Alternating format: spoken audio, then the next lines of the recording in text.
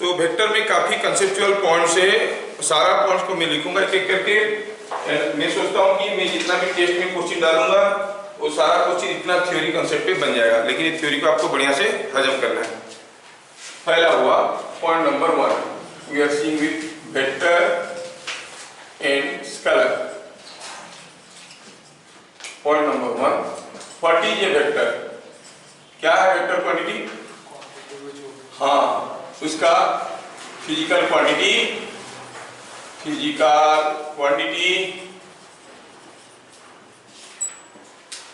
that obeys vector rules of addition and subtraction और triangle law, तो उसको हम वेक्टर कहेंगे। सिम्टम क्या है? उसका एक मैग्नीट्यूड और डायरेक्शन होता है, लेकिन मैग्नीट्यूड और डायरेक्शन होने से वो वेक्टर नहीं होता है।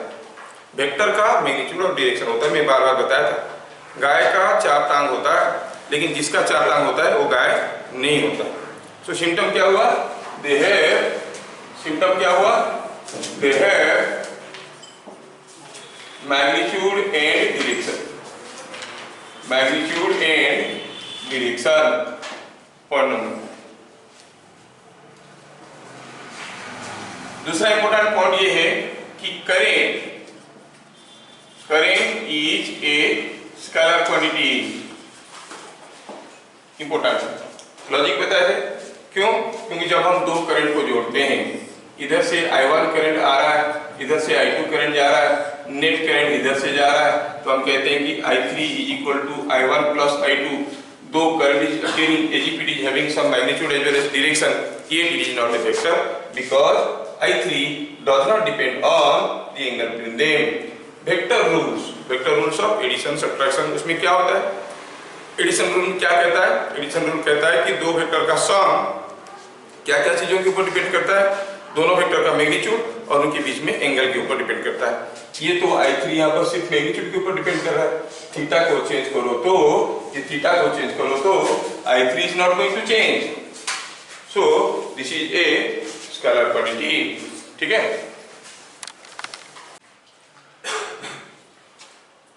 ठीक है। तो रेक्टेंगुलर फॉर्म देख लिए हम लोग और ये यूनिट वेक्टर फॉर्म देख लिए। ठीक है, आगे एक चीज देख लेंगे। पॉइंट नंबर 8, पॉइंट नंबर 8 में देखेंगे कि अगर दो वेक्टर पैरेलल है, हम कब कहेंगे पैरेलल है? अगर दो वेक्टर ऐसे हैं, ये वेक्टर A, ये वेक्टर B है, तो हम कहते हैं कि ये पैरेलल है। डेफिनेशन लिखने की जरूरत नहीं, they are having same direction, so parallel. और उल्टा है तो हम कहेंगे A ऐसा है, B ऐसा है, तो हम कहेंगे ये एंटी पैरेलल है। और अगर A ऐसा है, B ऐसा है, तो हम कहेंगे non linear, they are non linear vectors, non linear vector. ठीक है, पॉइंट नंबर 9 में चलेंगे।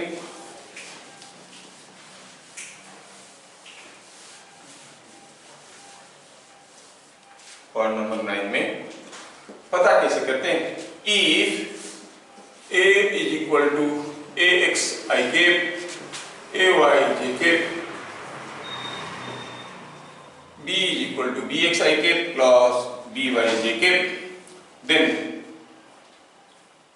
A is parallel to B or A is non-linear with B if X by BX is not equal to AY by BY।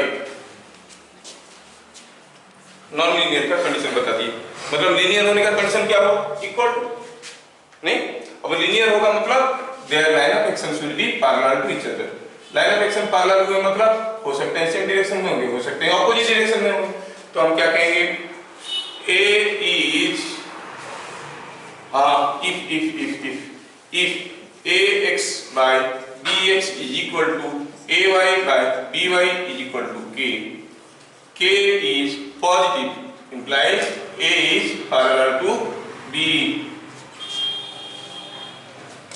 K is negative, implies A is anti-parallel to B. देखो book में नहीं है चीजें. Now you must be getting why I try to avoid classes here. एक भी recording होने नहीं देते और इसको एडिटिंग करने में मुझे बहुत ज्यादा समय लगता है. ढूंढ के पूरा समय चलाओ देखो.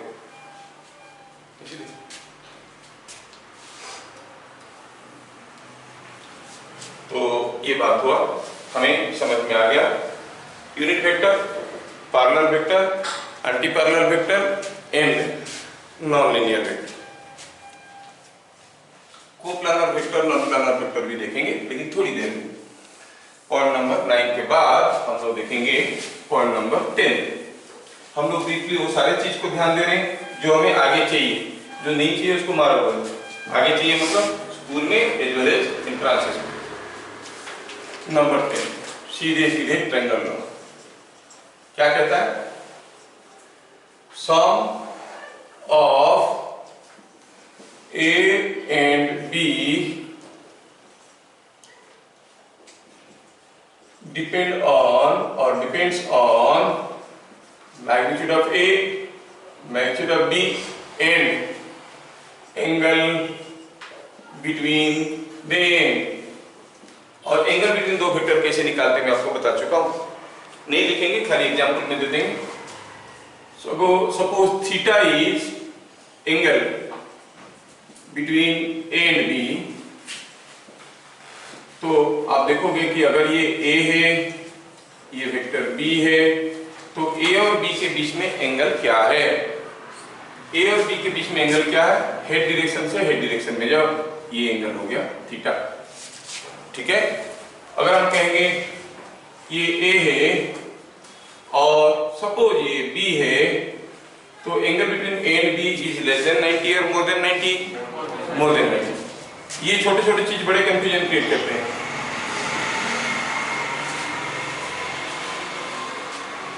अगले क्लास ऊपर किसी को बैठाएंगे हैंड ग्रेनेड लेके जो तुम खत्म सारा रेकॉर्डिंग करा.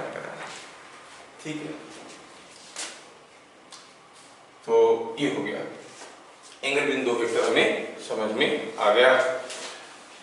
अच्छा, कोई वेक्टर है, यहां पर मैं दूसरा चीज बताना चाहूंगा. सपोज ये एक वेक्टर है, कोई भी एक वेक्टर है, इसका हेड को मैं कुछ डिस्प्लेसमेंट देना चाहता हूं. This is the displacement of A head. Similar same displacement में इसका टेल को भी देना चाहता हूं. ये जितना है ये उतना है, मतलब this vector is equal to this vector. तो आप क्या कहोगे? ए जो था वही रहेगा, है कि नहीं? So if the head and tail are given equal displacement, the vector does not change. ये एक important point है, हमें solve करने में मदद में आएगा. ठीक है. तो क्या कहेंगे? If head and tail of a vector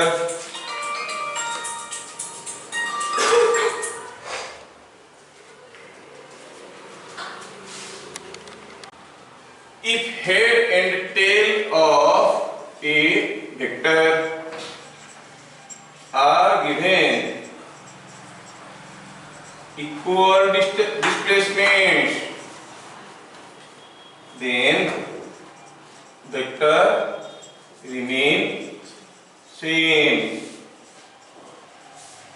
क्या आप मुझे बता सकते हो कि यहाँ पे कोई एक वेक्टर है और यहाँ पे कोई एक दूसरा वेक्टर है?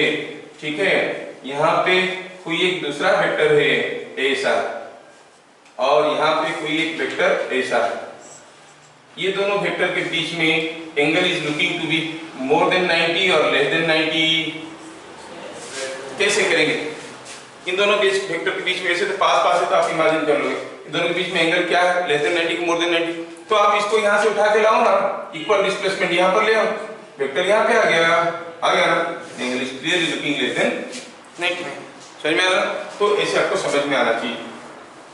फिर ट्रायंगल लॉ में हम लोग और क्या देखे? और हम लोग ट्रायंगल लॉ में देखे क्या?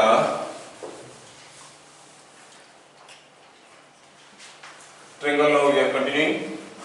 इसी अगर हमें ये वेक्टर के साथ ये वेक्टर को जोड़ना है तो जोड़ने की तरीका हुआ, किसी एक वेक्टर को ले लो और उसके साथ हेड पे बी को रख के ऑर्डर में लो। अगर ये ए है और बी है, दोनों ऑर्डर में है तो third side of the triangle taken in reverse order, मतलब थर्ड साइड का डायरेक्शन कैसे होगा, नीचे से ऊपर, के ऊपर से नीचे, नीचे से ऊपर। ये जो वेक्टर बनेगा इसको कहेंगे ए प्लस बी, नहीं, और जो ए प्लस बी है उसका दूसरा नाम था आर। और हम लोग देखे हैं कि जो आर होता है उसका मैग्नीट्यूड होता है मैग्नीट्यूड ऑफ ए का स्क्वायर मैग्नीट्यूड ऑफ बी का स्क्वायर 2ab cos थीटा। क्या निनाद मुझे बताएगा यहाँ पर जो एंगल थीटा है वो लेस देन 90 है कि मोर देन 90 है? Sir is always more than 90। हाँ प्रीतिश बोलो, प्रीतिश इतना दूर से बोला, बोलो प्रीतिश। मोर देन 90, मोर देन 90। ऑनलाइन पे मार नहीं सकते, बड़ी दुख की बात है, ऑनलाइन में हम किसी को नहीं मार सकते। हाँ सर, लेस देन 90। हाँ चलो बच गए। अरे head direction to head direction देखना है, ये एंगल हो गया थीटा, ऑनलाइन पे किसी को मार नहीं सकते, इसलिए तो बोल रहे ऑफलाइन आओ। विटामिन एम जो है बड़ी पावरफुल है। तो ये आर हो गया दिस। और अगर ये वेक्टर ए के साथ अल्फा एंगल कर रहा है तो tan अल्फा होता है b sin theta by a plus b cos theta. ये था हमारा फॉर्मूला। Very good. तो ये रिजल्टेंट का मैग्नीट्यूड और डायरेक्शन हम पता कर लिए। क्वेश्चन कुछ भी आएगा, दे विल आस्क यू कि जो वेक्टर ए था, vector A is equal to 2t, vector b is 5, b constant है, a इज 2t। अब समय के साथ a बदल रहा है, b बदल रहा है, b कांस्टेंट है, थीटा कांस्टेंट है, तो अल्फा बदल रहा है, मतलब रिजल्टेंट वेक्टर जो है घूम रहा है। पूछेगा angular velocity of the resultant vector, हो जाएगी उसके लिए। मैं बता रहा हूं क्वेश्चन कुछ भी आ सकता है, किस रेट में, किस एंगुलर वेलोसिटी में रिजल्टेंट वेक्टर बदल रहा है। ठीक है, क्या करें, सबकी रोजी रोटी काफी पेट का सवाल है, कर लेंगे। tan alpha is equal to b sin theta by a plus b cos theta. मैं आपको अभी थोड़ा सा एक चीज पूछना चाहूंगा, आप ट्रांसलेट कर पाते हो क्या जानने के लिए। इसमें अल्फा क्या था, angle between r and a। suppose for you only, if beta is angle between r and b, then tan beta क्या होगा? कोई बता सकता है क्या फॉर्मूला क्या होगा? It will be a sin theta bye b plus a cos theta. और अगर आपको बीटा चाहिए तो बीटा कैसे निकालेंगे? हम जानते हैं कि r और b के बीच में एंगल बीटा है। r कौन सा है? ये। b कौन सा है? ये एंगल बीटा है, मतलब ये एंगल भी बीटा है कि नहीं? तो इसका मतलब क्या हुआ, alpha plus beta is equal to, तो beta is also theta minus alpha. अरे बेटी ऐसे भी समझ सकते हैं, सीधा सीधा हम बीटा का वैल्यू निकाल सकते हैं। अच्छा, ये हमें मिल गया। इसमें हमें और एक इंपॉर्टेंट चीज मिल गया कि जो r होता है it always lies between a minus B and a plus b। a का मैग्नीट्यूड b का मैग्नीट्यूड का सम से कम या equal to, less than equal to magnitude of a plus b and this, है कि नहीं?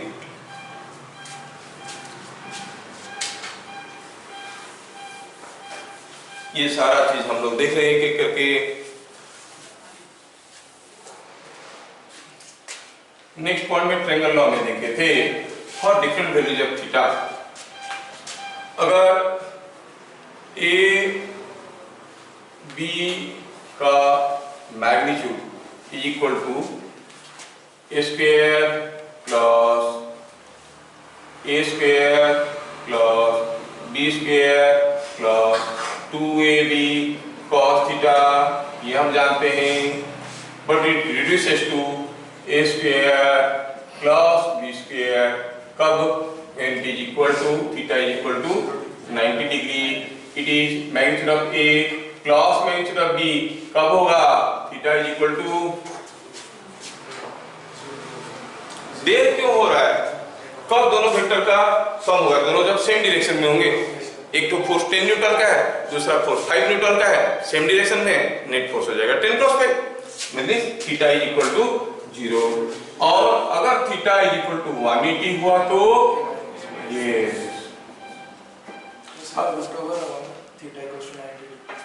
थीटा इज इक्वल 90 डिग्री में रूट ओवर होगा। You are correct. अब अगर पूछेंगे कि दो वेक्टर के बीच में एंगल को 0 से धीरे धीरे धीरे धीरे बढ़ाएंगे 0 to 360 तक, तो how is the magnitude of resultant going to change? क्या कहोगे? जैसे थीटा एंगल बढ़ेगा 0 से 90 तक, रिजल्टेंट बढ़ेगा कि घटेगा? घटेगा।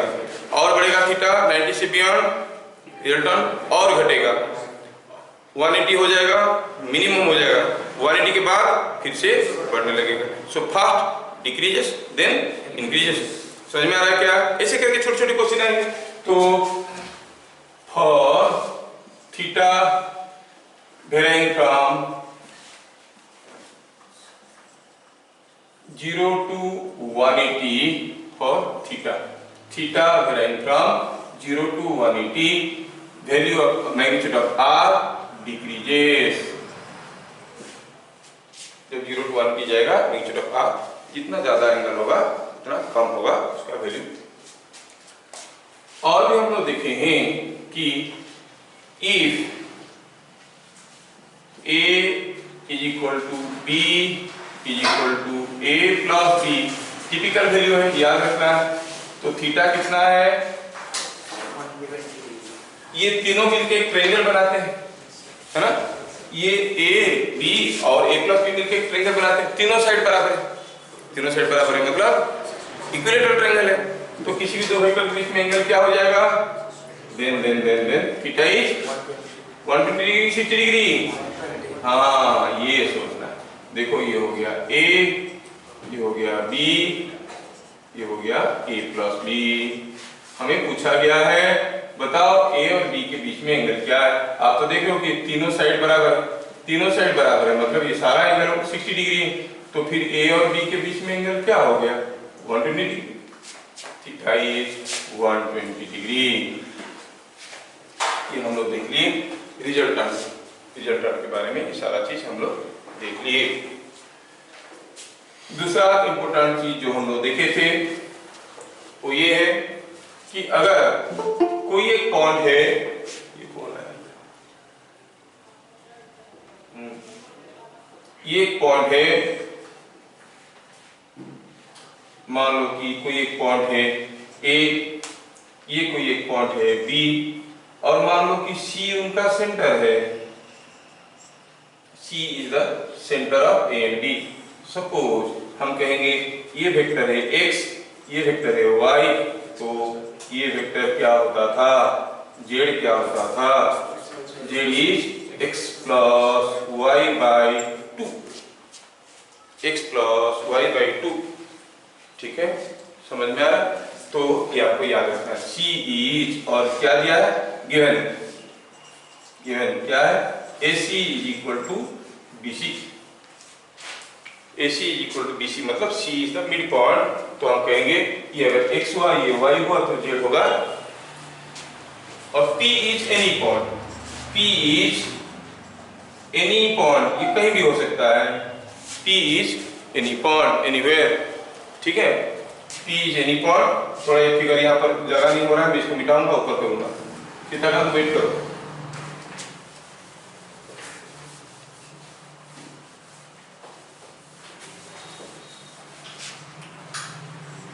तो क्या देखें इसमें इंपोर्टेंट पॉइंट हम लोग ये देखें कि P कोई एक पॉइंट है, ये एक वेक्टर x है, इस पॉइंट को A कहेंगे, और ये कोई एक पॉइंट y है, इस पॉइंट को B कहेंगे, और इन दोनों का मिड पॉइंट अगर C है, इस वेक्टर को Z कहेंगे। ठीक है, तो हम कहेंगे कि Z is equal to x plus y by 2, where C is midpoint of A and B। C is midpoint of A and B। समझ में आया? तो z वेक्टर क्या हो जाएगा, x plus y by 2, mid point of end. So z is equal to x plus y by 2 where c is mid point of end. ये सारा चीज हम लोग देख लिए। फिर हम लोग देखे थे पैरेललोग्राम लॉ। पैरेललोग्राम लॉ में हम लोग देखे थे क्या कि अगर वेक्टर a के साथ वेक्टर b को जोड़ना है, सिंपल है, take a take b not in order, उस केस में ऑर्डर में लेते थे, अब ऑर्डर में नहीं ली, ऐसे लिए तो दोनों को को इनिशियल बना के लिए। को इनिशियल मतलब b ऐसा है, सपोज b ऐसा है, हाँ, तो को इनिशियल बना के लिए a का डायरेक्शन b का डायरेक्शन ऐसा है, तो now you form a parallelogram. कोई नई चीज तो है नहीं, resultant vector will be along the diagonal a plus b, ठीक है, a plus b है रिजल्टेंट, ऐसे निकाल सकते हैं। ट्रायंगल लॉ में हम लोग वेक्टर को यहाँ पे जोड़ते थे, पैरेललोग्राम लॉ में इधर जोड़ते हैं, कोई बड़ी चीज तो है नहीं। मैग्नीट्यूड का फॉर्मूला, सारा फॉर्मूला बराबर है, formula is not going to change parallelogram law. लेकिन इसका क्या इंपोर्टेंस बताए थे? इंपोर्टेंस बताए थे कि a और b में से जो बड़ा वेक्टर होगा उसके साथ a प्लस b छोटा एंगल करेगा। Resultant makes smaller angle with the bigger vector, bigger angle with the smaller vector. Example पे दिखाता हूँ। सपोज कहेंगे कि a छोटा है, b बड़ा है, ये है b, तो हम क्या देख रहे हैं, जो a प्लस b बनेगा वो कैसे बनेगा, वो a से बनेगा। मतलब जो रिजल्टेंट वेक्टर बनेगा वो b के साथ छोटा एंगल, a के साथ बड़ा एंगल करेगा, नहीं? और अगर a और b बराबर मैग्नीट्यूड के हैं तो will make equal angle with both of them, ठीक है। ये छोटा सा क्लू काफी काम कर जाता है। जैसे मैं आपको एक छोटा सा एग्जांपल देता हूं, यू विल अंडरस्टैंड।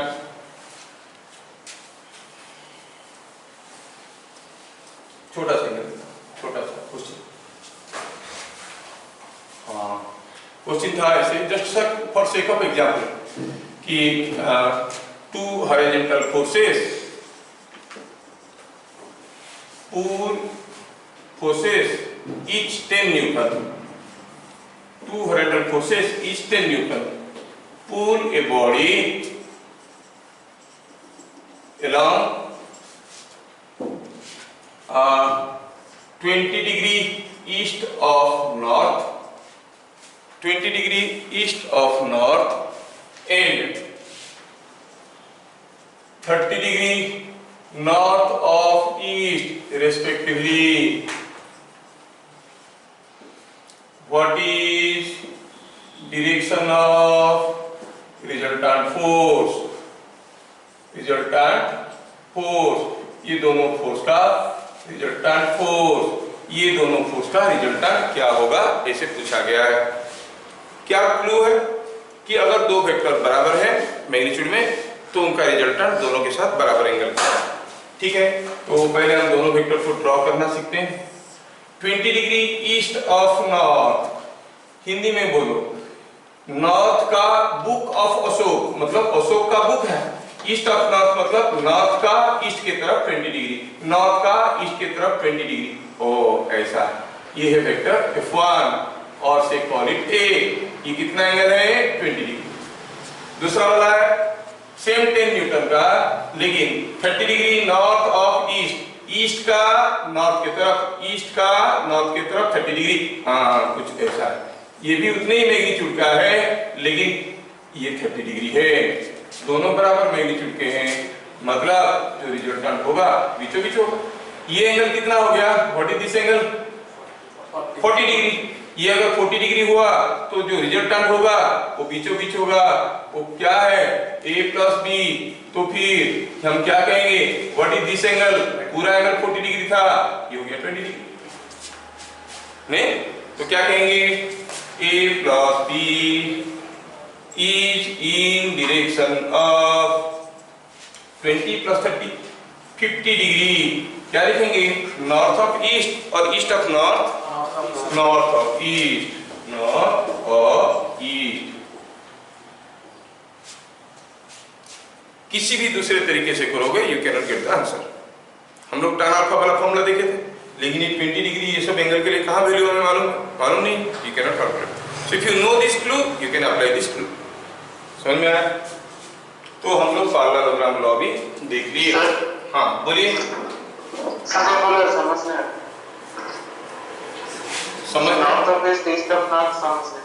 ओवरऑल समझ में नहीं आया। बुक ऑफ अशोक क्या मतलब है? किसका बुक है? अशोक का बुक है।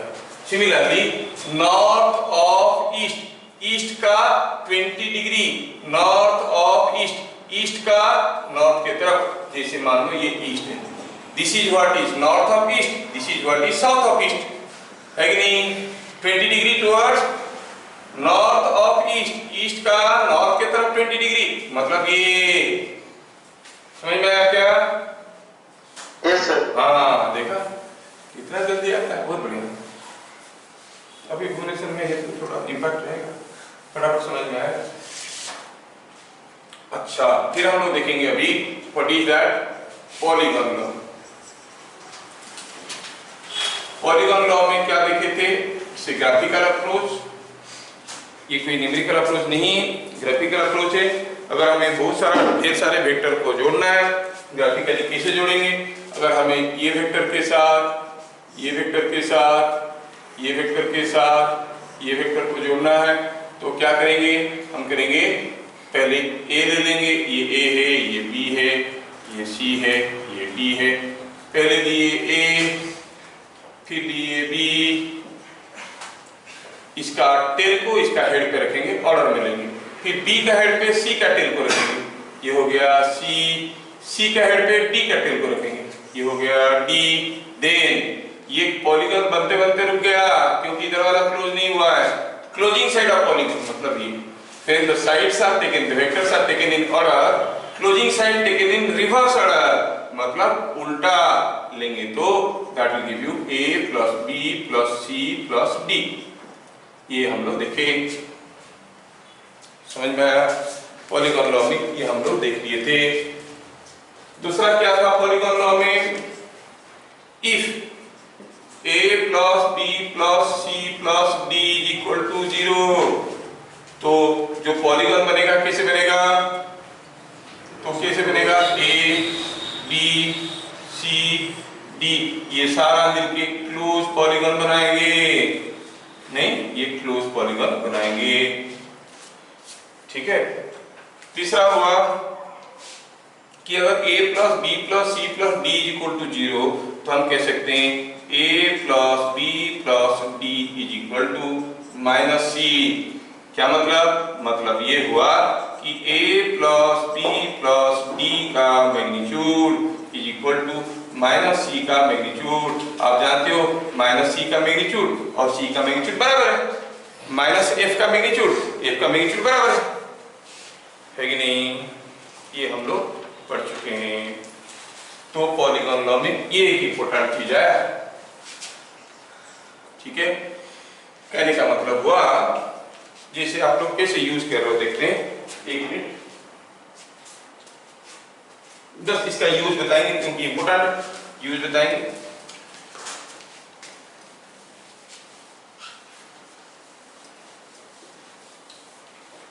Just for sake of example जिसको मैं क्लास में दिया था तो अभी खाली समझा दूंगा। अगर कोई एक बॉडी को बहुत सारे फोर्स खींच रहे हैं, क्या दिया है? ये 5 न्यूटन का, ये 10 न्यूटन का, ये 15 न्यूटन का, ये 20 न्यूटन का और ये 75 न्यूटन का, ऐसे करके खींच रहे हैं और बॉडी रेस्ट में है। पहले सोचो क्या ये सारे जो फोर्सेस है ये बॉडी को इक्विलिब्रियम में रख सकते हैं? Let us first think whether these forces can keep the body in equilibrium. Equilibrium में रखने के लिए कंडीशन क्या है? ये सारा वेक्टर का सम क्या होना चाहिए? 0। मतलब सारा वेक्टर को अगर जोड़ेंगे, सारा वेक्टर को जोड़ेंगे तो क्या बन जाएगा? ये क्लोज लूप बनेगा। लेकिन कोई भी क्लोज लूप में ये कितना तो 5 को वेक्टर, कोई भी क्लोज लूप में आप जानते हो कि अगर 4 साइड को जोड़ोगे तो 5वां साइड से तो बड़ा होगा ही होगा, होगा ही नहीं होगा? इसे पॉलीगॉन यानी ट्रायंगल में sum of 2 sides is more than the third side. ये अगर पेंटागन है तो 4 साइड का सम तो 5 साइड से ज्यादा होगा। देखो तो ये चारों को जोड़ो तो हो रहा है क्या 10 20 प्लस 15 35 45 50। ये चारों मिलके इससे ज्यादा हो रहे हैं, नहीं हो रहे। क्या ये बॉडी इक्विलिब्रियम में रह सकता है? नहीं रह सकता है। इक्विलिब्रियम में रहने के लिए F का वैल्यू क्या होना चाहिए? Less than 50। चलो मानते हैं कि ये 40 और 35 है। हाँ ऐसा दे दिए, सुइटेबल एंगल ले लिए और ये बॉडी अभी इक्विलिब्रियम में है। क्या सबको समझ में आ रहा है? अब ऐसा जब सारे फोर्सेस खींच रहे हैं, हॉरिजॉन्टली कोई बॉडी को खींच रहे हैं, सारा फोर्स हॉरिजॉन्टल इधर से इधर से इधर से ऐसे करके खींच रहे हैं और बॉडी इक्विलिब्रियम में है। और सपोज ये जो बॉडी है इसका मास है 10 kg, सारा फोर्स हॉरिजॉन्टल है। अब इधर से जो खींच रहा था वो थक गया और छोड़ दिया, 20 न्यूटन वाले ड्रॉप कर दिया। क्या बॉडी रेस्ट में रहेगा? इक्विलिब्रियम में था, अभी 20 न्यूटन वाले ड्रॉप कर दिए तो ये रेस्ट में रहेगा क्या? सब खींच के रखे तो रेस्ट में था, एक छाड़ दिया तो नहीं, छोड़ दिया तो नहीं रहेगा, चलने लगेगा। क्वेश्चन ये है कि 20 न्यूटन वाला अगर छोड़ देगा तो 10 kg का एक्सीलरेशन क्या होगा? कितना होगा? क्यों? क्योंकि ये सारा का सम अगर 0 है तो ये चारों का सम का मैग्नीट्यूड 20 होगा। If a plus b plus c plus d is equal to 0, then a plus b plus d का magnitude is equal to magnitude of c। तो ये निकाल लेने के बावजूद ये चार फोर्स प्रेजेंट रहेंगे, ये चारों का रिजल्टेंट क्या होगा? 20। तो अगर ये छोड़ देंगे मतलब ये चारों मिलके हो रहे हैं 20, किस डायरेक्शन में? पक्का इसी डायरेक्शन में हो रहे हैं, इसलिए इसको कैंसिल कर रहे हैं, है कि नहीं? तो क्यों शिवाशीष, समझ में आ रहा है? हाँ, तो ये चार फोर्स का रिजल्टेंट मस्ट बी 20 और इसके ऑपोजिट डायरेक्शन में, इसीलिए तो 5 मिलके 0 है। अगर ये छोड़ दिया बाकी चार बचे रहे, बाकी चार का रिजल्टेंट तो 20 है। So the 10 kg mass will be pulled by a net force of 20 Newton in this direction and it will move with an acceleration of 2 meter per second square। किस डायरेक्शन में? In the opposite direction of 20 Newton. अब अगर आपको समझ में आ गया मैं दूसरा क्वेश्चन पूछूंगा। सपोज हम कहेंगे कि ये एक स्प्रिंग है, जेई का क्वेश्चन है, सिंपल है, आप कर सकते हो। ये दूसरा स्प्रिंग है, यहाँ पर क्या लगा है एक तो 4 kg का मास। ये क्या है? ये मान लो 5 kg का मास। स्प्रिंग कांस्टेंट कुछ दिया नहीं है, इसका कुछ K1 इसका कुछ K2 है, कितना है कुछ मालूम नहीं है, कुछ है। अगर हम यहाँ पे कैंची मार दी, यहाँ से काट देंगे, आपको क्या लग रहा है 5 kg किधर जाएगा? ऊपर जाएगा, नीचे जाएगा, जहां था वहीं रहेगा? इसको यहाँ पर कैंची मार देंगे, काट देंगे, इसको यहाँ से काट देंगे तो 5 kg जहां था वहीं रहेगा कि ऊपर जाएगा कि नीचे रहेगा? क्या एक्सीलरेशन है? What will be the initial acceleration? हाँ वो तो समझ में आया, बताओ what will B initial acceleration of 5 kg? देखना है कि 5 kg रेस्ट में था क्या? हाँ था। क्या क्या फोर्स थे इसके ऊपर? 5 kg के ऊपर कुछ स्प्रिंग खींच रहा था, कितना मालूम नहीं, ये स्प्रिंग खींच रहा था, कितना मालूम नहीं, और उसका अपना वेट दिया था, 3 फोर्सेस एक्टिंग ऑन इट, और ये रेस्ट में था। हम अभी स्प्रिंग काट दिए, कौन सा फोर्स गायब हो गया? F1 और F2 और mg, F2 गायब हो गया, तो अभी नेट फोर्स क्या हो गया? F2। नेट फोर्स हो गया F2। What is F2? The force here, ये क्या है? स्प्रिंग फोर्स है, कितना है? जितना इसका वेट है, यहाँ पर जितना है, यहाँ पर इतना है। स्प्रिंग तो दोनों तरफ को बराबर जोर से खींचता है, तो अगर ये 4 kg है, यहाँ पर स्प्रिंग फोर्स कितना होना चाहिए? 4g। तो यहाँ पर कितना होना चाहिए? 4g। 4g भाग गया तो नेट फोर्स इसके ऊपर क्या हो गया? 4g। क्या मास था? 5 kg।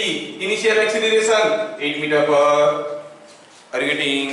तो using polygon law we are able to solve with the same concept. समझ में आ रहा है कि ऊपर से जा रहा है? आ रहा ना? तो ऐसे क्वेश्चन में डालूंगा, ये तो थ्योरी में दे रहा हूं, तुम लोग थ्योरी को समझने की कोशिश करो। पॉलीगॉन लॉ हम लोग समझ गए। Now we talk about subtraction of vectors. Subtraction of vectors, subtraction of vectors क्या था इसमें? हाँ इसमें ऐसा 2 क्लू दिए थे, अगर ये है b तो -b कैसे होगा? b अगर ऐसा होता है तो -b दिखने में ऐसा होगा, -b, और b का मैग्नीट्यूड जितना होगा -b का मैग्नीट्यूड उतना ही होगा। ठीक है, ये भी देखे थे, दोनों का लेंथ बराबर होगा। दूसरा हम लोग जानते थे कि a plus b can be understood as a minus b, sorry a plus b का a माइनस b का magnitude can be understood as a plus minus b, ऐसे लिख सकते हैं, है ना। Taking this clue into mind, अगर हमें वेक्टर a से वेक्टर b को सब्ट्रैक्ट करना है तो हम लिख सकते हैं it is same as vector a plus minus b, और प्लस करना सबको आता है, ये माइनस b है, ये a है, और ये हो गया sum of this and this, that is a minus b, जिसको हम प्यार से d कहते हैं। तो किसी भी दो वेक्टर का डिफरेंस निकालना काफी आसान है। सबको समझ में आ रहा है? अच्छा, फिर हम लोग देखे थे कि जो d है, जिसको आप a माइनस b का मैग्नीट्यूड कहते हो, इसका मैग्नीट्यूड होता कितना? It was equal to same is triangle of a square plus b square plus 2ab cos theta, खाली cos प्लस की जगह क्या हो जाएगा? a माइनस b का मैग्नीट्यूड हो गया a square plus b square minus 2ab cos theta. इधर क्लियर? अच्छा, d के बारे में काफी कुछ इंपॉर्टेंट चीजें हम देखे थे। Before I go for all other things, मैं आपको एक टेबल देना चाहूंगा, जो टेबल काफी इंपॉर्टेंट है for some standard values of theta. अगर हम कहेंगे if a magnitude is equal to b magnitude is equal to k, तो for different values of theta में r और d का वैल्यू लिखना चाहूंगा, जगह नहीं है तो इधर लिखूंगा। ठीक, let us write somewhere here. वो वैल्यूज को, ये सारा जो चीजें दिया जा रहा है आपको उसको याद रखना है, फुल टूल याद रखना है, ताकि आप न्यूमेरिकल कर पाओगे। ये थीटा है, अगर दिया है कि a का मैग्नीट्यूड b का मैग्नीट्यूड दोनों बराबर है, तो for different values of theta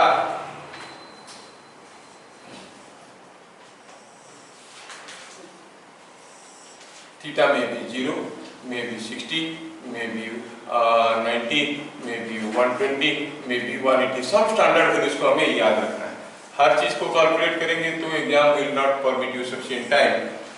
तो अगर दोनों का मैग्नीट्यूड k है, r अगर 0 है, a थीटा अगर 0 है, तो ये हो जाएगा 2k, ये हो जाएगा √3k, ये हो जाएगा √2k, ये हो जाएगा k, और ये हो जाएगा 0। r को याद रखो, d के लिए उल्टा कर दो, इधर से 0 k √2k √3k and 2k।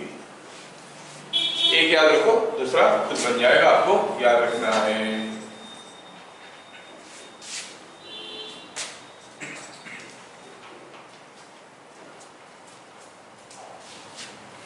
ठीक है, हम लोग इसमें दो थ्योरम भी देखे थे। बिफोर दैट हम देखे थे कि if theta is equal to 90 degree तो cos 90 0 हो जाएगा, d का वैल्यू r का वैल्यू बराबर हो जाएगा। सो आप कहोगे d is equal to r, theta is more than 90 degree less than 180 degree, तो आप कहोगे d is more than r, theta is less than 90 degree, less than 90 degree, theta is less than 90 degree and between 0 then r is more than d, ये आपको याद रखना है। और d is less than r एक sequence में रहने से याद रखना आसान होता है। so d is less than r, ये चीजें आपको याद रखना है। और दो फॉर्मूले हम लोग देखे थे, दो थ्योरम देखे थे जो बहुत इंपॉर्टेंट है इसके लिए। वो ऐसे था,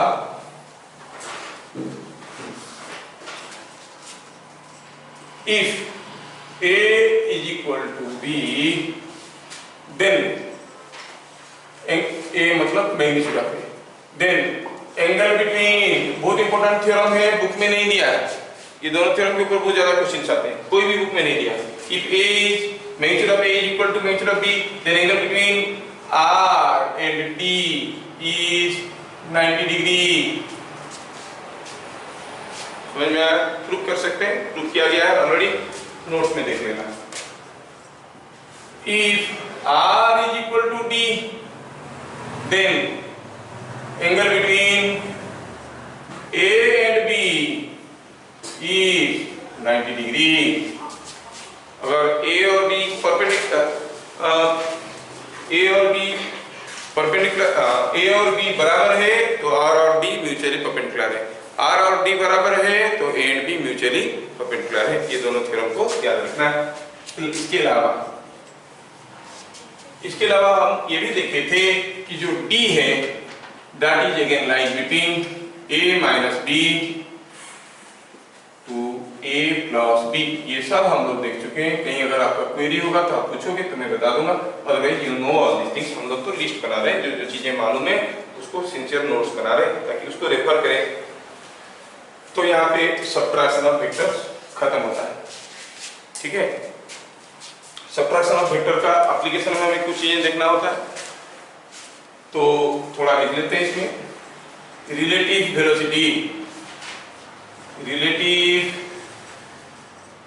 velocity of A with respect to b is equal to velocity of a minus velocity of b।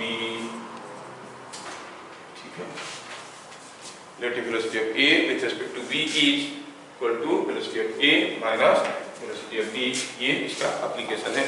Similarly relative acceleration कहेंगे तो acceleration of a with respect to b, acceleration of a minus acceleration of b, है ना। Displacement कहेंगे तो displacement लेंगे, displacement of a minus displacement of b। वो सारी चीजों को हम लोग काइनेमेटिक्स में देख लेंगे। तो सबट्रैक्शन ऑफ वेक्टर के ऊपर सारा इंपॉर्टेंट पॉइंट हम लोग देख लिए। ठीक है, then we shall see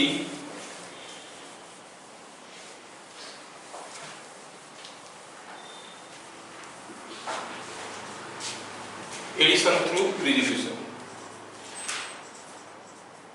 addition through resolution.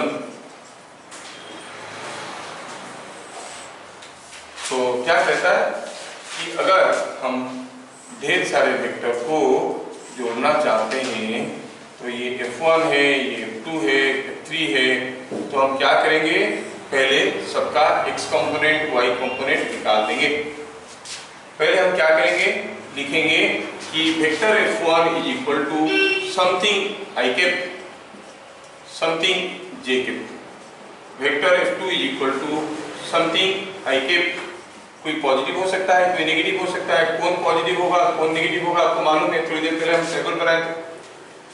F3 vector is equal to Fx3 i cap Fy3 j cap. ऐसा अगर हमें पूछा गया नेट फोर्स कितना है, F net, vector F1, vector F2, vector F3 अगर करना चाहेंगे तो क्या करेंगे, ये सारे जुड़ जाएंगे, ये सारे जुड़ जाएंगे। क्या मिलेगा, summation of all x components i cap, summation of all y components j cap. अगर कोई आपको पूछेगा नेट फोर्स का मैग्नीट्यूड कितना है तो आप कहोगे सिग्मा fx का स्क्वायर सिग्मा fy का स्क्वायर होल ओवर। तो जब भी आपको कोई वेक्टर से दिया जाएगा आप इनके रिजल्टेंट ऐसे निकाल सकते हो। ठीक है, एडिशन थ्रू रिजोल्यूशन में हम लोग ये चीजें देख चुके हैं, है ना।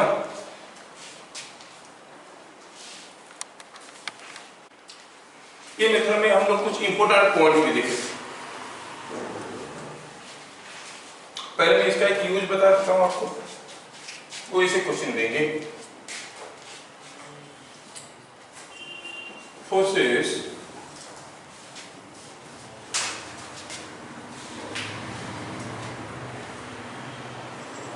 To i cap plus 3j cap 6i cap minus 2j cap and 8i cap plus और minus j cap act on a body. The body will move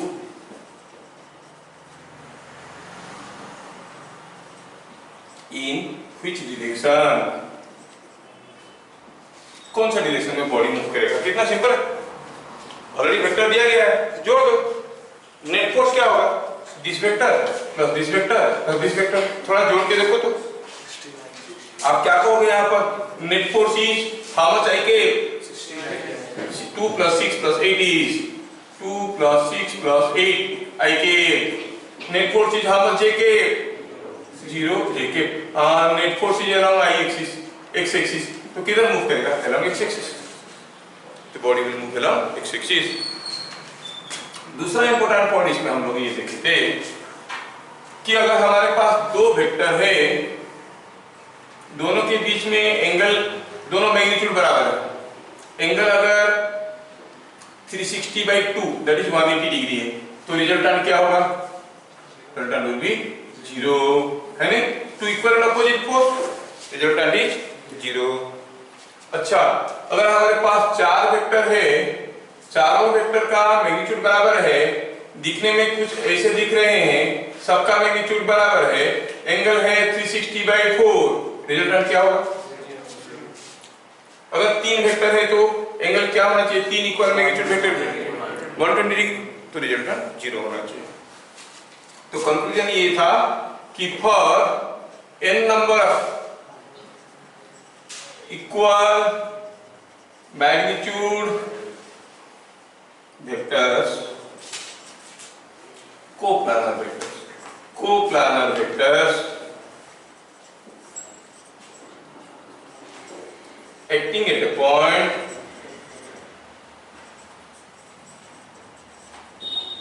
if angle between each two vectors is 360/n, then resultant का magnitude is 0। समझ में आ रहा है क्या?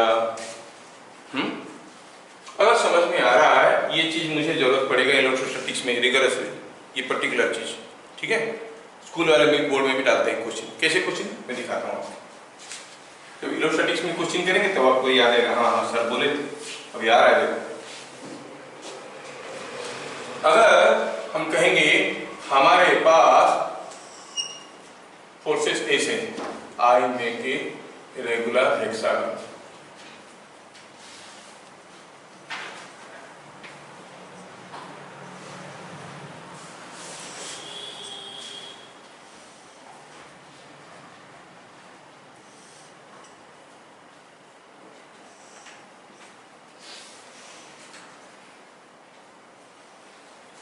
अगर हम कहेंगे ये F है, ये F है, ये F है और ये 2F है और वैल्यूज दे देते हैं, ये 10 है, ये 10 है, ये 10 है, ये 20 है, ये 20 है, ये 20 है, क्या बता सकते हो रिजल्टेंट कितना होगा इसमें?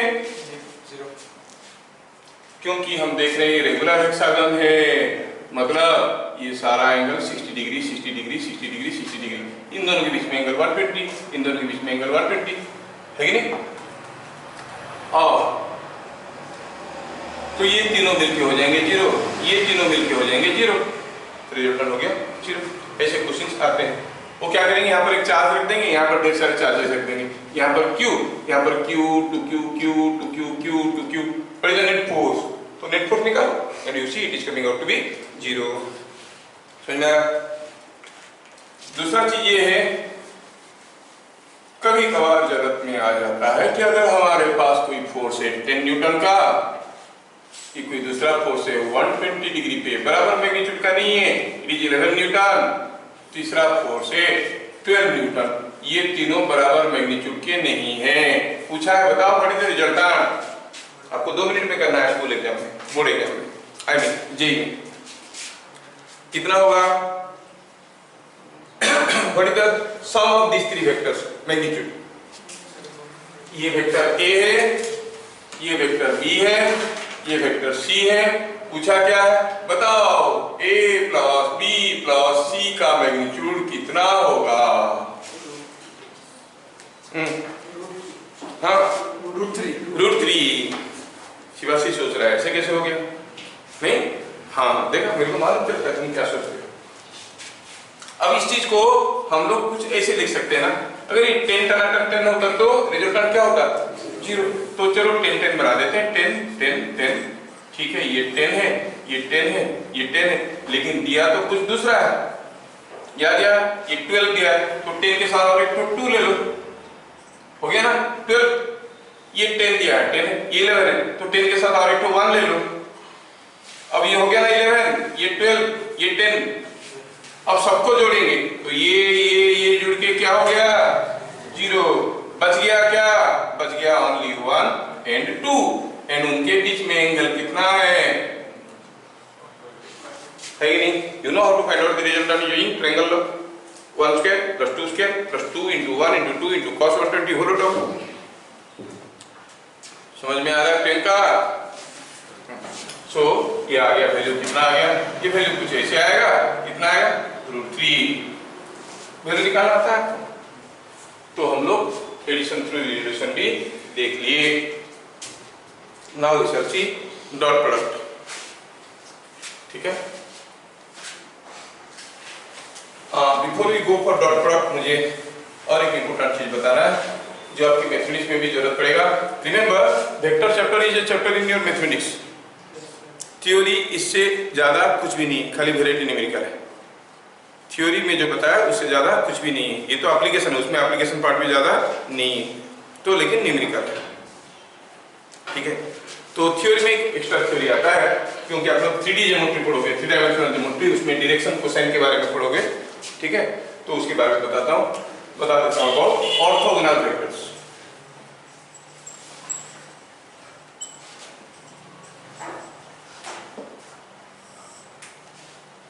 क्या इसमें जैसे रेक्टेंगुलर फॉर्म में कोई वेक्टर को fx i cap fy j cap लिखते थे, इस फॉर्म में किसी वेक्टर को कैसे लिखते हैं, हम लिखते हैं vector f is equal to fx i cap fy j cap fj k cap, और f का मैग्नीट्यूड क्या बनता है, fx square fy square fj square, simple सा है ना। और क्या, e F makes angles alpha, beta, gamma with positive x, y and z axis. Then क्या रिलेशन था, cos square alpha, cos square beta, cos square gamma is equal to 1। ये हम लोग ये भी देखे थे ऑर्थोगोनल फॉर्म नहीं। ये दोनों रिलेशन बहुत इंपॉर्टेंट है, आपको याद रखना है, ठीक है। एग्जाम्पल दे सकता हूं आपको, कैसा example, assume ground to be example, ground to be XY plane, ठीक है। तो ग्राउंड को XY प्लेन ले लिए, a ball was projected with vector u is equal to 5√3 और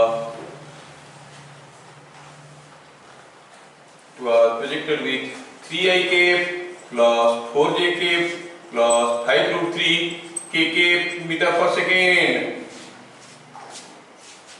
समझ में आया क्या पूछा था, क्या बता सकते हो, what is the horizontal velocity of the ball, initial horizontal velocity. इसमें हॉरिजॉन्टल पार्ट कौन सा है, ये वर्टिकल होगा, क्योंकि ground is XY plane, i cap j cap जो है ग्राउंड के साथ पैरेलल होंगे, तो ये हो गया हॉरिजॉन्टल कंपोनेंट, ये हो गया वर्टिकल कंपोनेंट नहीं। अच्छा, अगर कोई पूछेगा what is the initial speed, इसका मैग्नीट्यूड कैसे निकालेंगे, 3 का स्क्वायर 4 का स्क्वायर 5√3 का स्क्वायर। अच्छा, कितना एंगल पे प्रोजेक्ट किया गया, तो देखते हैं पहले, तो क्या पूछा है, फाइंड मैक्सिमम हाइट अटेन,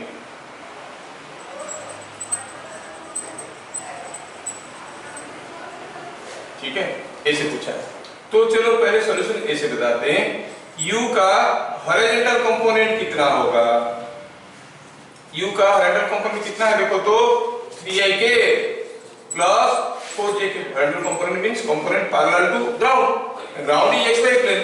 तो u का मैग्नीट्यूड क्या हो जाएगा? Horizontal component 3 square 4 square whole root over is 5। u का वर्टिकल कंपोनेंट क्यों बता रहा हूं? मुझे चाहिए मैग्नेटिज्म चैप्टर में सारा वेक्टर बाहर आएंगे तब you must be able to imagine. ठीक है ना? क्या ये चीजें सचमुच सबको समझ में आ रहा है?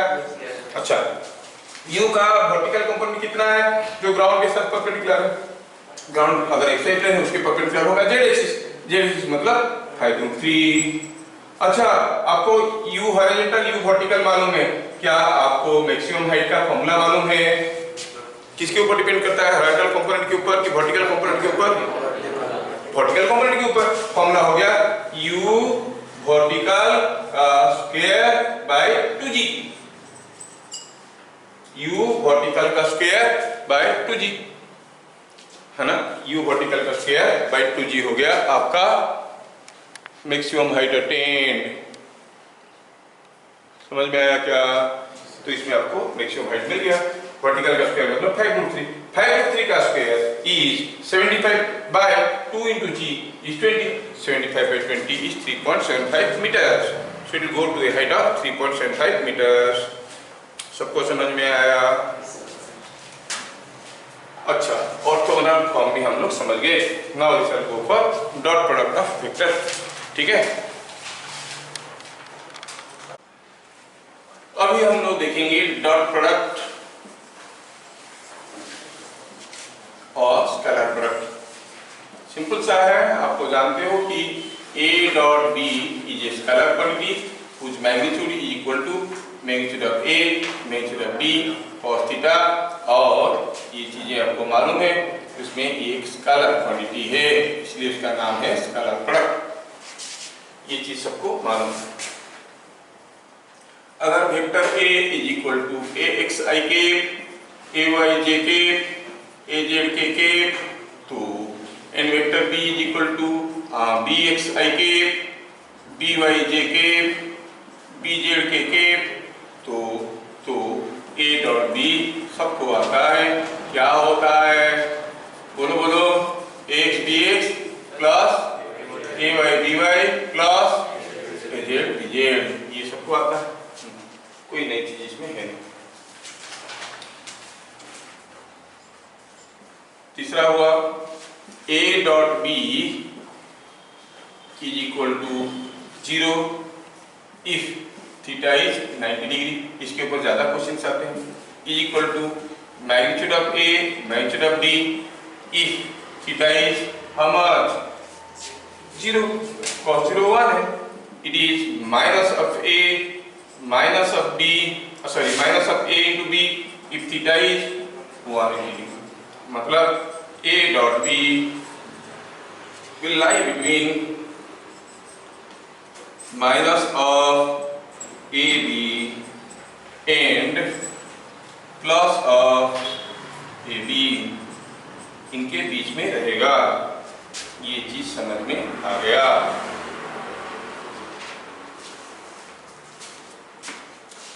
Point number 4 a dot b तो आसान है। पॉइंट नंबर 4 में हम देखे थे कि ये जो a डॉट b है ये हमारे किस काम में आता है। काम क्या है इसका? काम ऐसा है कि अगर a और b परपेंडिकुलर तो ऐसे होता है। अच्छा, हम देखे थे इसमें मैग्नीट्यूड ऑफ a और vector a dot vector a होता है मैग्नीट्यूड ऑफ a का स्क्वायर। ये कभी बार क्वेश्चन आता है, ऐसे क्वेश्चन आते हैं, देखेंगे हम लोग। अच्छा, height magnitude of component of A along b। ए एक वेक्टर है, b दूसरा वेक्टर है, एंगल थीटा है। ए का कंपोनेंट b के डायरेक्शन में कितना है? वो तो फॉर्मूला सबको मालूम है। किसी भी वेक्टर का किसी भी डायरेक्शन में कंपोनेंट निकालो, कैसे निकालोगे? a cos थीटा कर दोगे तो आप कहोगे, हम मैग्नीट्यूड की बात करें तो it is magnitude of a cos theta. चाहो तो आप इसके साथ b मल्टीप्लाई करो और डिवाइड भी कर दो, तो क्या हो गया? It is a dot b by magnitude of b, magnitude of component of a along b हो गया, along का g छूट गया। हाँ, a डॉट b पर ध्यान रहे, ये क्या हुआ? कंपोनेंट का मैग्नीट्यूड। अगर पूछेगा component vector of a along b, पहले कंपोनेंट वेक्टर को ग्राफिकली देखने की कोशिश करेंगे। ग्राफिकली देखने की कोशिश करेंगे मतलब a का component in the direction of b, तो a का हेड से एक परपेंडिकुलर b के ऊपर ड्रॉ करो, एक छोटा सा वेक्टर मिल रहा है। ये जो वेक्टर है this is what is the component of a in the direction of b। इसका मैग्नीट्यूड कितना है, मतलब लेंथ कितना है? a dot b by magnitude of b। ये वेक्टर क्या है? आप जानते हो कोई भी वेक्टर को हम कुछ ऐसे लिख सकते हैं, उसका magnitude into a unit vector in its direction. लिख सकते हैं नहीं लिख सकते? क्योंकि यूनिट वेक्टर का फॉर्मूला क्या था? f by magnitude. कोई भी वेक्टर को ऐसे लिख सकते हैं। अब कंपोनेंट वेक्टर को लिखना है, ध्यान से देखो, ये वेक्टर को कैसे लिखेंगे? उसका मैग्नीट्यूड क्या है? It is a dot b by magnitude of b into unit vector in its direction, इस डायरेक्शन में यूनिट वेक्टर। अब इस डायरेक्शन में जो यूनिट वेक्टर होगा वो b के डायरेक्शन में भी तो हुआ, क्योंकि ये तो b के डायरेक्शन में है। b का डायरेक्शन यूनिट वेक्टर क्या हो जाएगा? It is vector b by magnitude of b। थोड़ा लिखने के लिए इसे लिखेंगे a b। क्या समझ में आया? क्या क्या चीजें हजम हो रहा है? तो इसको हम कैसे लिखेंगे? It is coming out to be. अगर हम लिखेंगे इसको b मैं मैग्नीट्यूड b लिखेंगे और ऐसे लिख के छोड़ो, चले ठीक। So component vector of a along b हो गया ये। क्या आप बता सकते हो what you will write to component vector of b along vector a along a? क्या कोई मुझे बताएगा क्या होगा formula? a dot b by magnitude of a, magnitude of a whole into a। अगर a b आपको रेक्टेंगुलर फॉर्म में दिया गया है तब भी कोई दिक्कत नहीं है, आपको मैग्नीट्यूड निकालना आता है, आपको डॉट प्रोडक्ट निकालना आता है और आपको यूनिट वेक्टर निकालना आता है, सब कुछ निकालो, हो गया। सो ये हो गया component magnitude as well as component vector. Number 6 बात चल रहा है डॉट प्रोडक्ट का। नंबर 6 देख रहे हैं हम लोग।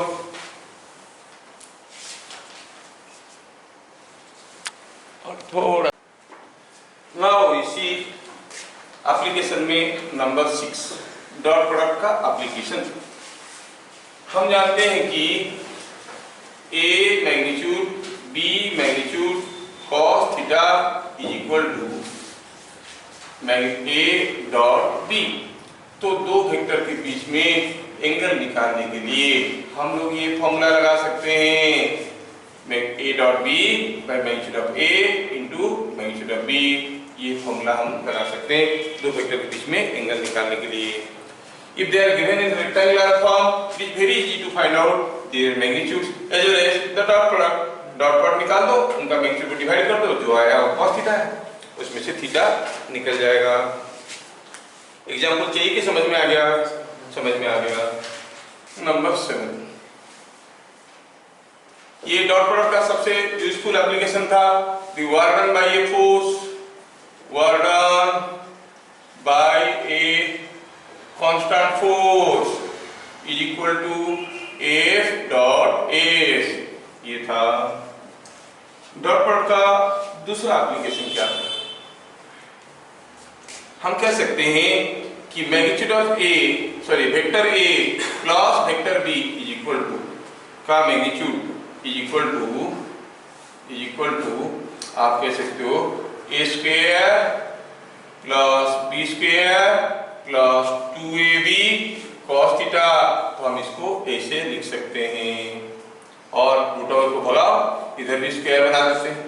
तो अगर हम कहेंगे इसका मैग्नीट्यूड का square is equal to this.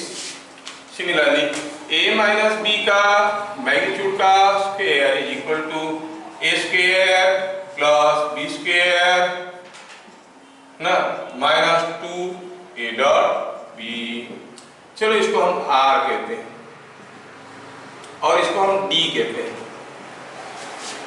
तो क्या मिला, ये r का स्क्वायर है, ये d का स्क्वायर है, ये d का स्क्वायर है। r का स्क्वायर प्लस d का स्क्वायर हमें करना है, ठीक है।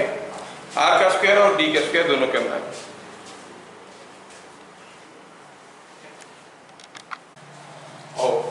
तो अगर हम यहाँ पे निकालने की कोशिश करेंगे what is r square plus d square, तो क्या देगा देखो, तो प्लस कर देंगे तो will be twice of a square plus b square. और अगर हम r square minus d square करेंगे तो क्या देगा आपको, it will be giving 4 times a dot b। ये दोनों फॉर्मूले काफी इंपोर्टेंट है। Resultant of two vectors is 10, their difference is 6. Find the magnitude of their dot product. Formula है 10 square minus 6 square is equal to 8। 8 का square 64/4 हो गया 16 a dot b। समझ में आ गया। तो r और d दिया रहेगा तो आप निकाल सकते हो a डॉट b। ऐसे फॉर्मूला यूज करके ये हो गया आपका डॉट प्रोडक्ट का एप्लीकेशन। मैग्नीट्यूड निकाल दिए, एंगल निकाल दिए, ऑर्डर निकाल दिए, कंपोनेंट ऑफ द वेक्टर निकाल दिए। तो ये सब डॉट प्रोडक्ट का एप्लीकेशन है। अब देखेंगे क्रॉस प्रोडक्ट, ठीक है। ये समझ में आ गया सबको? Fine. Now let us see cross product of vectors. हम दो वेक्टर का क्रॉस प्रोडक्ट कब करते हैं? क्रॉस प्रोडक्ट करते हैं जब हमें कोई वेक्टर क्वांटिटी चाहिए। तो अगर a एक वेक्टर है, b एक वेक्टर है, उनका क्रॉस प्रोडक्ट भी एक वेक्टर है। a cross b is a vector, ये चीज याद रखना है। दूसरा हुआ, अगर वेक्टर है तो उसका मैग्नीट्यूड क्या है भाई? Magnitude is magnitude of a magnitude of b sin theta, ठीक है। ये इसमें से निकलता है मैग्नीट्यूड, ठीक है। Magnitude of a magnitude of b sin theta. Direction कैसे पता करते हैं? डायरेक्शन जानने के लिए हम क्या करते हैं? सपोज हमें a ये वेक्टर दिया गया है, b ये वेक्टर दिया गया है और हमें a क्रॉस b का डायरेक्शन जानना है। तो हम देख रहे हैं कि a और b के बीच में दो एंगल है, एक छोटा एंगल एक बड़ा एंगल। मान लो ये 60 डिग्री है तो ये 300 डिग्री है। कोई पूछेगा a और b के बीच में एंगल क्या है? आप 60 डिग्री कहोगे करेक्ट, 300 डिग्री कहोगे वो भी करेक्ट, ठीक है। दोनों के बीच में एंगल आप 60 डिग्री बोल सकते हो या 300 डिग्री बोल सकते हो। अब दोनों के बीच में छोटा एंगल हुआ 60 डिग्री। अगर हमें पता करना है what is a cross b, close your right hand fist with your thumb open. हम लोग डेफिनेशन नहीं लिखेंगे, समझेंगे। राइट हैंड फिस्ट को क्लोज करो, थंब खुला रहेगा और थंब को ऐसे पकड़ो कि आपका जो फिंगर से वो A से B की तरफ इंडिकेट करेंगे through the smaller angle. A से जाने से भी तो A से B की तरफ जा रहे हैं ना, but through the larger angle, through the smaller angle A से B की तरफ जाएंगे। और through A to B smaller angle through जा रहे हैं तो thumb will indicate the direction of A cross B। मतलब ये अगर A है, इस चीज को ध्यान से देखना। मैग्नेटिज्म चैप्टर में हर एक न्यूमेरिकल में ये जरूरत होगा, हर एक न्यूमेरिकल में फोर्स विल बी सब क्रॉस प्रोडक्ट में आएगा, फोर्स ईएमएफ सब कुछ, ठीक है। तो इसमें A क्रॉस B का डायरेक्शन क्या हुआ? A क्रॉस B का डायरेक्शन इज आउटवर्ड। तो आपको समझ में आ गया कि here A cross B is outward. Outward को हम लोग यूजुअली डॉट मार्क से इंडिकेट करते हैं, मतलब एरो इज कमिंग आउट। कोई एरो बाहर आ रहा है तो क्या दिखेगा? डॉट दिखेगा। आपसे दूर जा रहा है तो पीछे क्या दिखेगा? क्रॉस दिखेगा। ये इंटरनेशनल स्टैंडर्ड है, हर जगह anything approaching towards you is being assigned as a dot mark, anything receding from you is being assigned as a cross mark. अच्छा, तो अगर A क्रॉस B हुआ ऐसे, अगर हमें निकालना है B cross A, B cross A निकालना है तो कैसे निकालेंगे? राइट हैंड फिस्ट क्लोज करेंगे, ऐसे करेंगे कि हमारे फिंगर्स B से A की तरफ आ रहे हैं through the smaller angle between A and B, तो हम कहेंगे ये छोटा एंगल है, B से A की तरफ आ रहे हैं तो थंब अंदर जा रहा है, तो हम कहेंगे इट इज इनवर्ड। तो क्या ध्यान रखना है?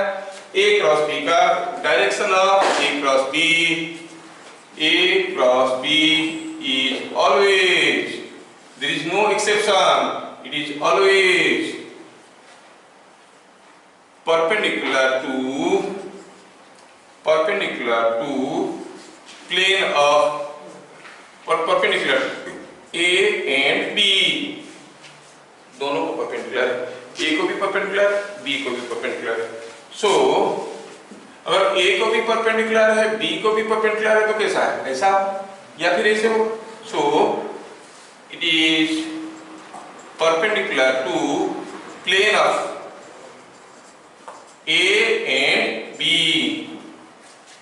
A क्रॉस B हो गया ऐसे, ठीक है।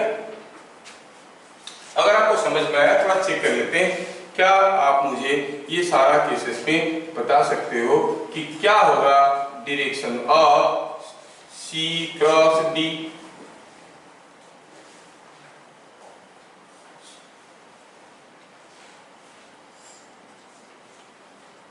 E cross F, E cross F का डायरेक्शन क्या होगा?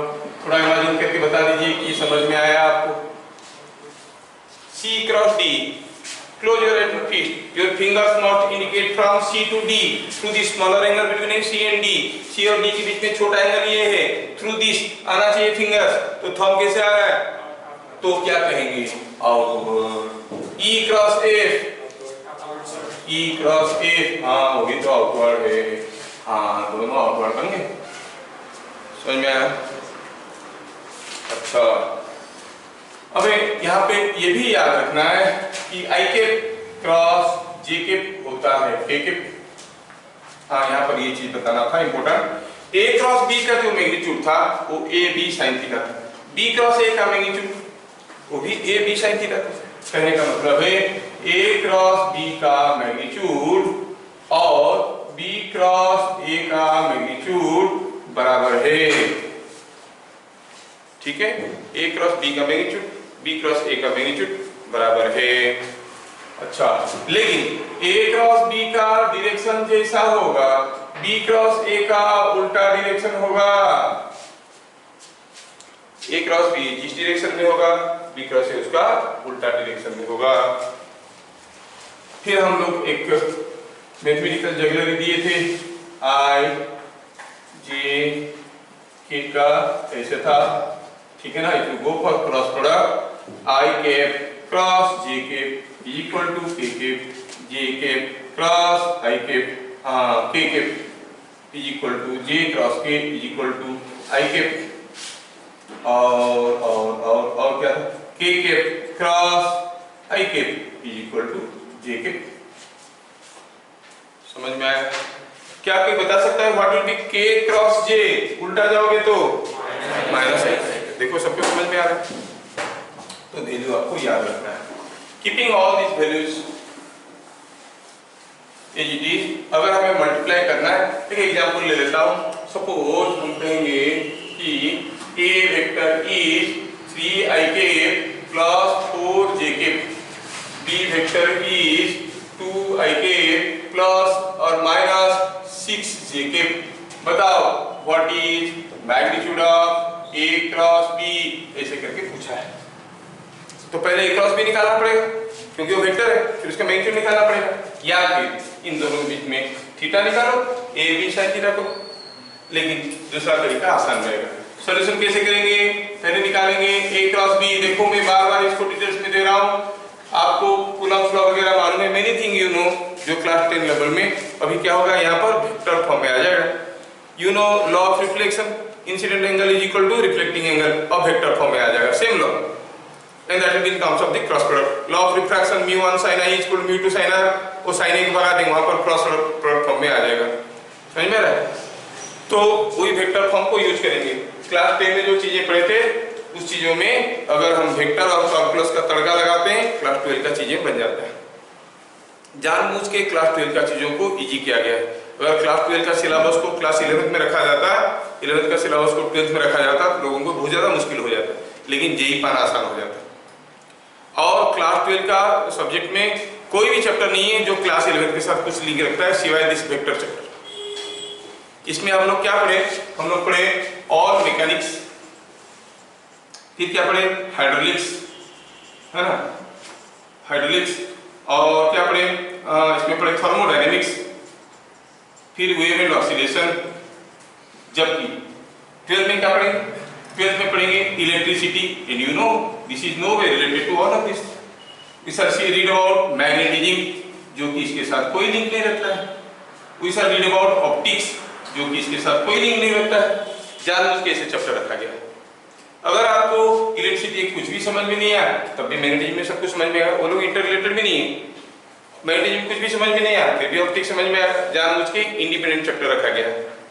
मैं क्लास 8 में फाउंडेशन कोर्स में वही टेक्निक करता हूँ, 4-5 चैप्टर पढ़ाता हूँ, सारे इंडिपेंडेंट चैप्टर है, कोई किसके साथ लिंक नहीं रखेगा, तो it becomes easy for the children to get good marks. तो अगर आप क्लास 11 में 0 हो फिर भी आप क्लास 12 में हीरो बन सकते हो, क्योंकि ये आपकी पुराने नॉलेज को नहीं चाहता है। क्लास 11 का कुछ नहीं आता, चलेगा, अब से पढ़ोगे, वहां पढ़ेंगे तो हो गया। ये चैप्टर इसके साथ कुछ भी लिंक नहीं रखता है, समझ में आ रहा है? इसका डिसएडवांटेज भी है, साल भर ये सब चीजें पढ़ने के कारण ये सब चीजों को लोग भूल जाते हैं। साल भर ये सब चीजों को पढ़ने के कारण ये सब चीजों को लोग भूल जाते हैं। इसलिए मैं शुरू से इसको कंटिन्यू करवाते रहूंगा। कुछ ट्यूटर्स कुछ जगह में क्या करते हैं, बोलते हैं जल्दी जल्दी क्लास 12 का खत्म करो, क्लास 11 का रिवीजन करेंगे। जल्दी जल्दी खत्म करोगे तब भी अगस्त सितंबर हो जाएगा। सितंबर में अगर आपको कोई न्यूटन लॉ पढ़ाएगा, फ्रिक्शन पढ़ाएगा तो आपको मजा नहीं लगेगा।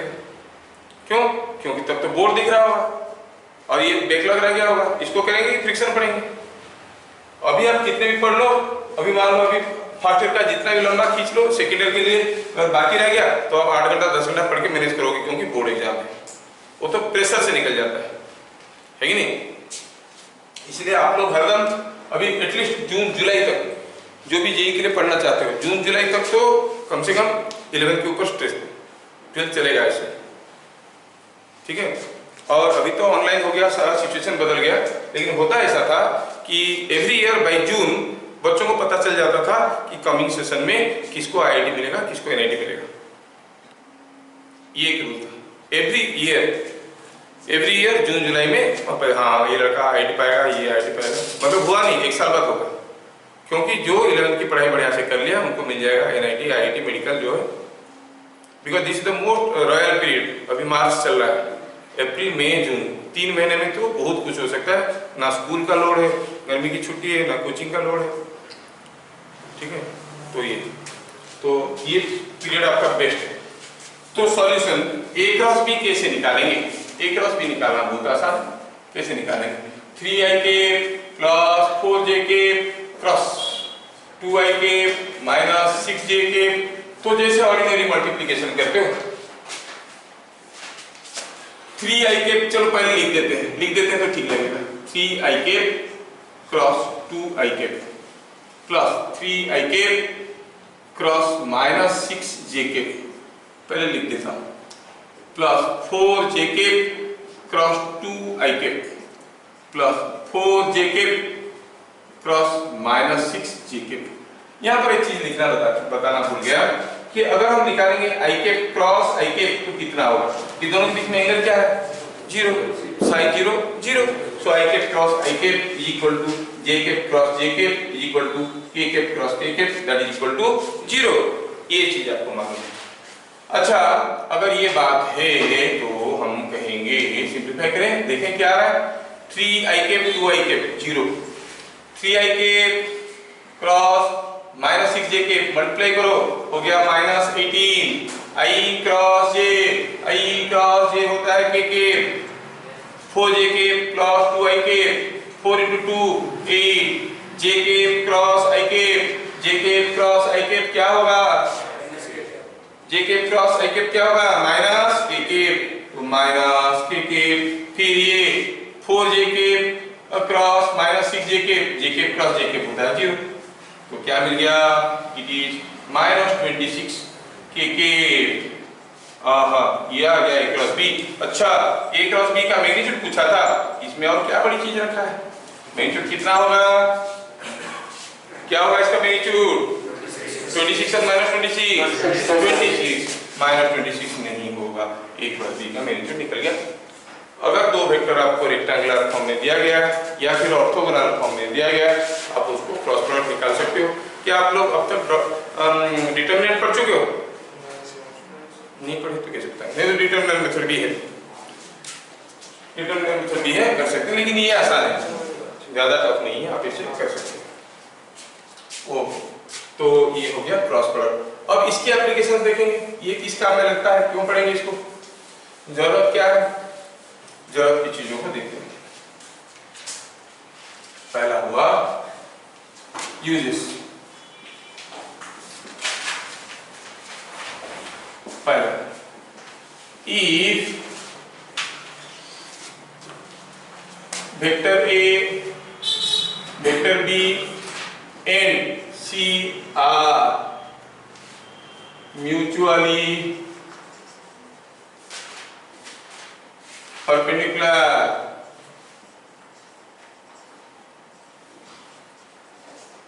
then mutually perpendicular, ठीक है, then vector A cross vector B cross vector C is equal to क्या होगा?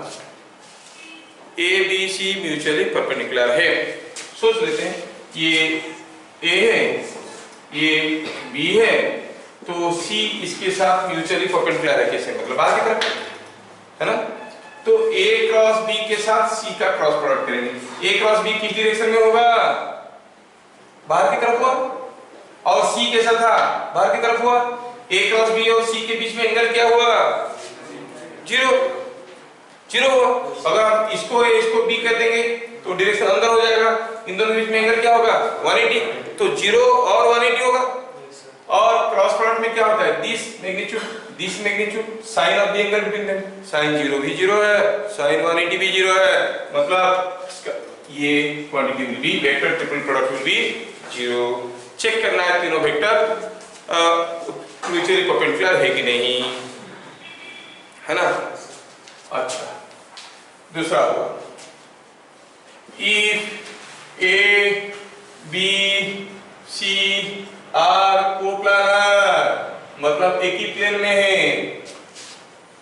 तो A dot B cross C is equal to क्या होगा? ध्यान से देखो, A dot B cross C तीनों कोप्लानर है। ये एक वेक्टर है, ये एक वेक्टर है, ये एक वेक्टर है, ये A है, ये B है, ये C है, ठीक है?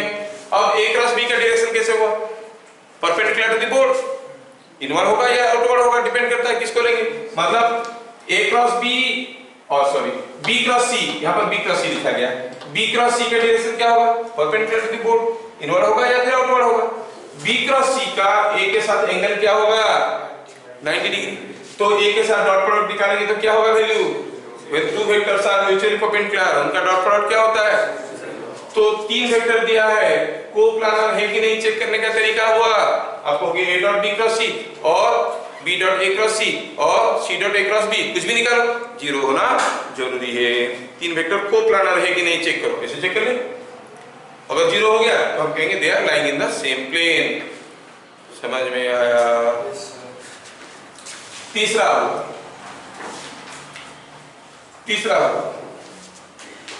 if A and B are representing two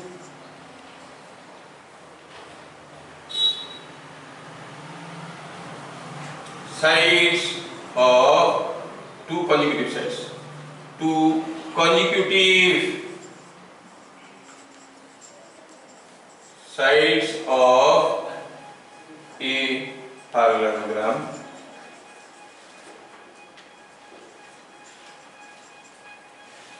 is co-initial vectors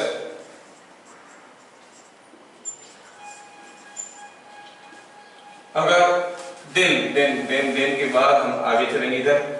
If A and B are representing two consecutive sides of a parallelogram as co-initial vectors, मतलब कोई एक पैरेललोग्राम ले लो, ये एक पैरेललोग्राम है, ये एक पैरेललोग्राम है, कोई भी दो को-इनिशियल वेक्टर, इन दोनों को को-इनिशियल कर लो, ऐसे कर लो, ऐसे कर लो, आप ऐसे कर लोगे तो हाँ ये A है, ये B है, they are giving us coinitial vector. Coinitial means starting point is same. हम कहेंगे नहीं सर ऐसे नहीं लेंगे, ठीक है ऐसे ले लो, ये हो गया A और ये हो गया B, हाँ ये भी को-इनिशियल वेक्टर हो गए। अगर A and B represent two consecutive sides of a parallelogram as co-initial vectors, then आप कहोगे सपोज एंगल थीटा है, सपोज एंगल थीटा है। चलो हम निकालना चाहते हैं what is the area of the triangle. Area of the triangle निकालेंगे। एरिया ऑफ द ट्रायंगल क्या होगा? Half base into height. यहाँ पे थोड़ा देख लेते हैं, एरिया हो गया हाफ बेस, मतलब ये मैग्नीट्यूड है कि नहीं, और हाइट मतलब ये लेंथ। अच्छा अगर ये लेंथ है मैग्नीट्यूड ऑफ ए, तो एच क्या होगा? एच इज इक्वल टू ये हो जाएगा ए कॉस थीटा, ये हो जाएगा ए साइन थीटा। तो वैल्यू डालो half B A which can be written as B cross A, ऐसे लिख सकते हैं। किसका एरिया हुआ? इसका एरिया हुआ। पूरा का एरिया क्या होगा? Double of that is B cross A. समझ में आया क्या? तो हम क्या कहेंगे? कहेंगे area then area of parallelogram has magnitude A cross B का मैग्नीट्यूड, ठीक है, ए क्रॉस बी का मैग्नीट्यूड के साथ बराबर होगा, ठीक है। अगर हमें एक बार में दिल नहीं भरता, ये कैसे हुआ है? ए क्रॉस बी समझ में नहीं आया? अरे बाबा देखो ये कोई एक वेक्टर है, आई मीन पैरेललोग्राम है, ये वेक्टर ए है, ये एंगल थीटा है, ये बी है। क्या आप मुझे ये हाइट बता सकते हो? ये है magnitude of A sine theta, हुआ क्या? अरे ए कॉस थीटा होगा ये वाला, ए साइन थीटा होगा ये वाला। अच्छा ये ए साइन थीटा है, ये जो ट्रायंगल है अभी मैं दिखा रहा हूँ ये वाला ट्रायंगल, इसका एरिया कितना होगा? Half magnitude of B into height, half base into height, तो हो गया A sine theta. B A sine theta को आप क्या लिख सकते हो? बी क्रॉस ए लिख सकते हो कि नहीं?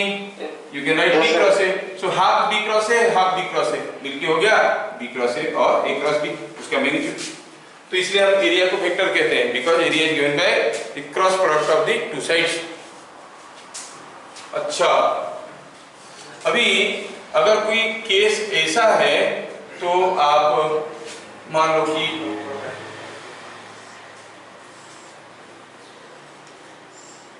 think of a case like this,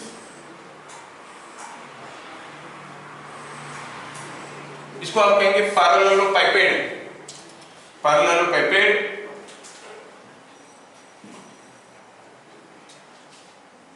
किसके घर से फोन आ रहा है? छुट्टी हुआ कि नहीं हुआ है? कहाँ घूम रहा है? ऐसे करके अटेंड कर लो बाहर जाके। ये पैरेललोपाइपेड है। अगर हम कहेंगे कि ये साइड लेंथ ए है, सपोज ये बी है, ये सी है, क्या आप इसका वॉल्यूम बता सकते हो? वॉल्यूम कितना होगा? Area into height, A B parallelepiped है ना, A B into height C, A B C हो गया वॉल्यूम। लेकिन अगर ये पैरेललोपाइपेड नहीं है, मतलब ये एंगल म्यूचुअली परपेंडिकुलर नहीं है, ये एंगल इज नॉट 90 डिग्री, यहाँ पे 90 डिग्री है बोल के ए बी इनटू सी कर देते हैं। और मान लो कि ये केस को मैं कुछ बदल देता हूँ, सपोज हम कहेंगे ये एक साइड हुआ, ये दूसरा साइड हुआ, ये ऐसे हुआ, ये ऐसे हुआ, और ये जो सीधा खड़ा है ये भी टेढ़ा है, सब टेढ़े हैं, टेढ़े टेढ़े और टेढ़े। देखो ऐसे गया, ये सब टेढ़े हैं।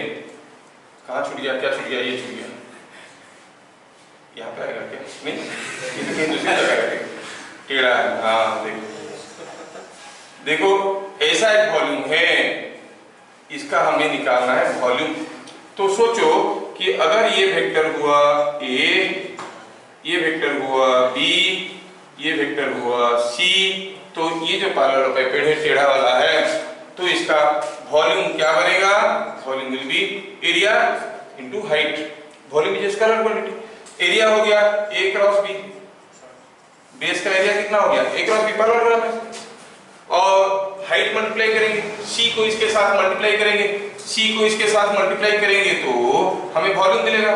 लेकिन ये तो वेक्टर है, ये भी वेक्टर है, वॉल्यूम तो स्केलर क्वांटिटी है, क्या करना पड़ेगा?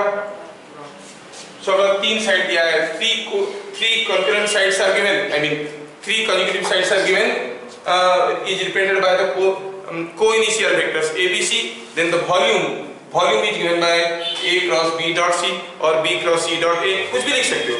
You can write this as a cross b dot c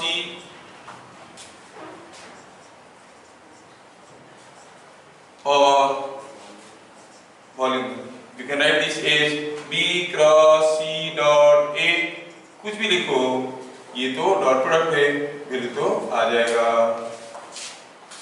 ठीक है। b cross c dot a ऐसे लिख सकते हो। सो वॉल्यूम निकालने के लिए अगर तीन साइड दिया हुआ है, इतना ही थ्योरी है आपका मैथमेटिक्स में। सोचो मैथमेटिक्स का क्लास 12 का वेक्टर का एक्सरसाइज निकालो और करो, आप कर लो, राइट। क्लास 12 का वेक्टर चैप्टर का न्यूमेरिकल सीधा करना शुरू करो, नहीं हो रहा तो लेके आओ, इससे बाहर कोई थ्योरी है ही नहीं। हाँ, एप्लीकेशन से न्यूमेरिकल से थोड़े लंबे लंबे न्यूमेरिकल से मेरा वॉल्यूम निकालना, ये निकालना, वो निकालना, ऐसे करके सारे चीज इसमें आ जाते हैं। तो क्रॉस प्रोडक्ट के बारे में हम लोग देख लिए कि म्यूचुअली परपेंडिकुलर है तो क्या होगा, कोप्लानर है तो क्या होगा, ऐसे करके इसके बारे में उसका यूजेस भी हम लोग देख लिए। यहाँ पर वेक्टर चैप्टर का नेसेसरी थ्योरी खत्म होता है, नहीं? हाँ, चले।